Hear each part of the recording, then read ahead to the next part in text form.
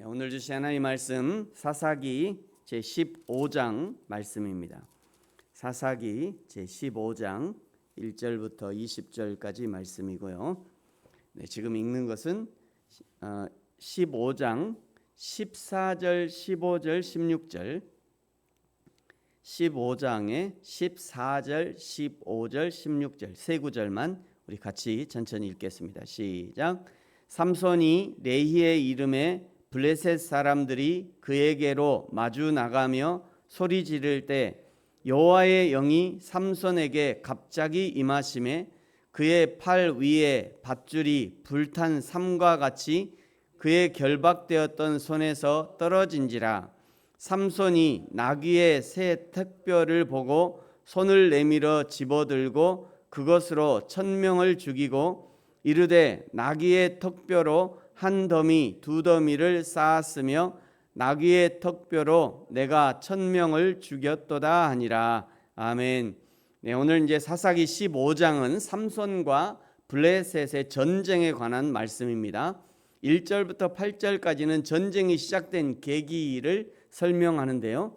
14장에서 결혼식 피로연에서 낸 문제, 먹는 자에게서 먹는 것이 나오고 강한 자에게서 단 것이 나온다는 것이 무엇인지 알아맞혀야 하는 수수께끼를 냈고, 블레셋 청년들은 삼손의 아내를 협박해서 정답을 알아내고 결국 내기에서 진 삼손은 블레셋 사람 30을 죽여서 30벌의 옷을 가져다 주었습니다.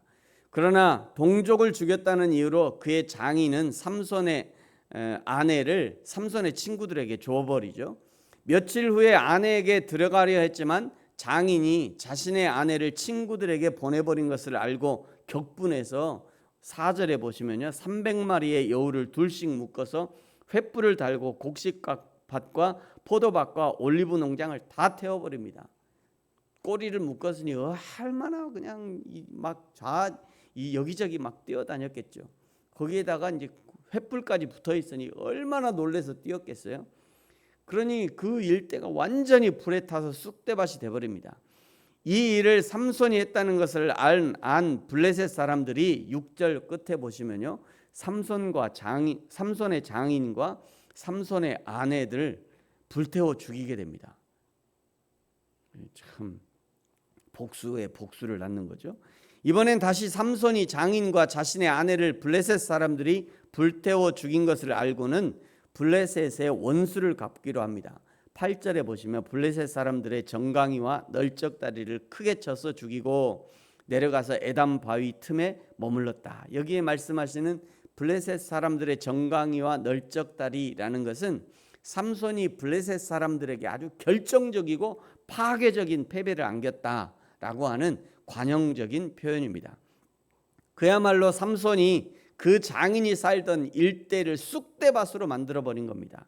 삼손은 자기의 아내와 장인에게 행한 블레셋에 대해서 매우 분노함으로 보복하고 있지만, 그러나 지금 삼손의 이런 행동을 통해서 블레셋을 징계하고자 하셨던 하나님의 계획을 진행하고 계시는 겁니다. 이를 크게 벌인 후 삼손이 8절 끝에 에담바위 틈에 숨었다라고 말하죠. 비록 삼손이지만 생명의 위협을 느껴 도망간 겁니다. 9절은 삼손의 행동에 격분한 블레셋 사람들이 레히에 가득했다라고 기록하고 있죠. 그러나 10절 이하의 기록은 유다 사람들이 자신들이 피해볼 것을 두려워해서 오히려 자신들의 구원자인 삼손을 결박해서 블레셋에 넘겨준 사건을 기록하고 있습니다. 13절에 보시면요, 그들이 삼손에게 말하여 이르되 우리가 다만 너를 단단히 결박하여 그들의 손에 넘겨줄 뿐이요 우리가 결단코 너를 죽이지 아니할 거야. 그러니까 너 순순히 우리에게 묶여서 너 저리 가라. 내가 넘겨줄 테니까 너 블레셋한테 가. 우리는 너 안 죽일 거야. 이러고는 그 바위 틈에서 끌어내어서 묶어서 넘겨줍니다. 삼손은 자신이 벌인 놀라운 사건 때문에 바위 틈에 숨었지만 하나님은 유다 백성의 손으로 그를 블레셋 진의 정중앙으로 끌어내신 겁니다.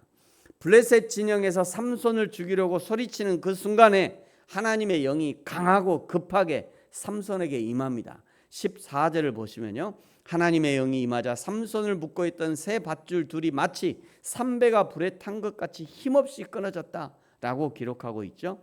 뿐만 아니라 15절, 마침 근처에 있던 나귀의 턱뼈로 블레셋의 군인 1,000명을 죽였다라고 기록하고 있죠. 기세가 등등해진 삼손은 내가 나귀 턱뼈로 한 더미 두 더미를 만들었다고 노래합니다. 그리고 그것을 17절에 보시면 라맛 레히라고 이름을 붙입니다. 라맛 레히는 턱의 산, 턱뼈들의 산, 이런 의미예요.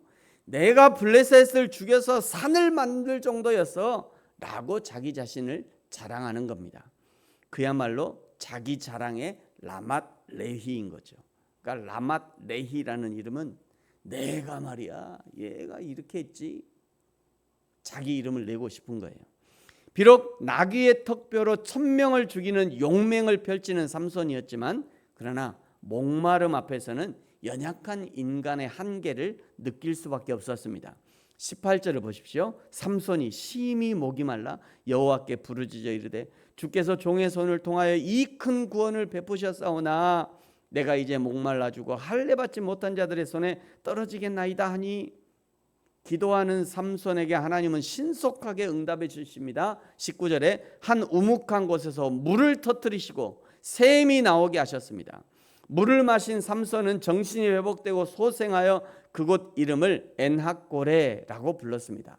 엔학고레란 부르짖는 자의 샘, 그의 힘이 돌아왔다, 이런 의미를 가지고 있습니다. 삼손은 자신의 업적을 자랑하기 위해서 라맛 레히를 쌓았지만 하나님은 엔학고레를 허락하셔서 단 한순간도 하나님의 도우심이 없이는 살 수 없다는 것을 깨우쳐 주시는 거죠. 사랑하는 성도 여러분, 우리가 쌓은 라맛 레히는 무엇입니까? 내가 자랑하고 내가 높이고 내가 했고 내가 주인공이었던 라맛 레히는 무엇입니까? 그러나 우리에게 정작 필요한 것은 엔학고레임을 기억하셔야 합니다.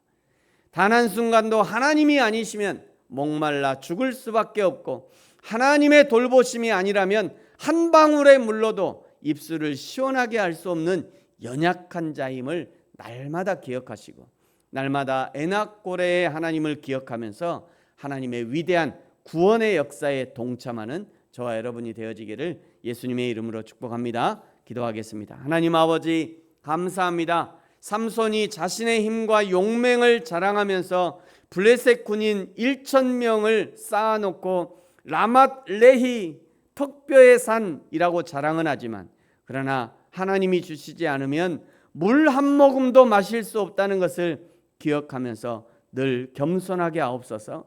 모든 것이 하나님께 있음을 날마다 순간마다 인정하면서 하나님의 도우심을 힘입어 살게 하여 주옵소서. 감사합니다. 예수님의 이름으로 기도합니다. 아멘. 하늘에 계신 우리 아버지여, 이름이 거룩히 여김을 받으시오며 나라가 임하시오며 뜻이 하늘에서 이루어진 것 같이 땅에서도 이루어지이다.